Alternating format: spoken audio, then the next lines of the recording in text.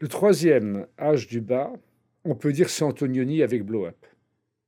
On est en 1967-68, les jupes ont raccourci, on a essayé de pallier, j'allais dire, ce raccourcissement par des panties qui avalaient la lisière du bas. Et puis après, on s'est rendu compte que même le panty, avec ses petits festons en dentelle, était provoquant sous une mini-jupe. On a finalement adapté aux femmes les collants des petites filles.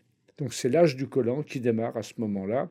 Dans Blow Up, Gillian Hills et puis Jane Birkin portent des collants de couleur tendre pour, j'allais dire, faire tomber un peu le jeune photographe. C'est 66-67. Les mini-jupes arrivent à ce moment-là. Elles ne sont pas d'un usage courant. On peut dire qu'en 66-67, c'est encore le panty. C'est juste après le panty que le collant devient d'usage normal. Mais avant, en 65, on porte encore des bas et des jartelles. En 55, le collant n'existe que pour des usages très particuliers. D'abord, les enfants, et rarement pour les femmes.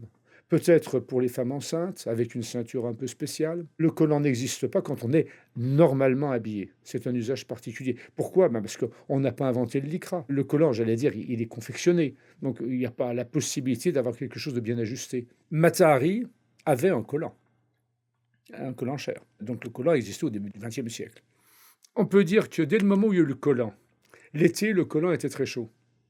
On n'avait pas une maîtrise complète de la finesse des fibres.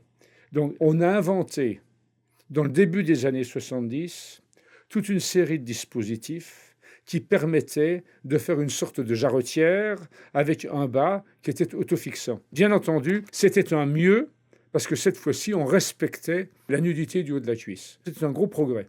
On peut dire que c'est un troisième âge bis.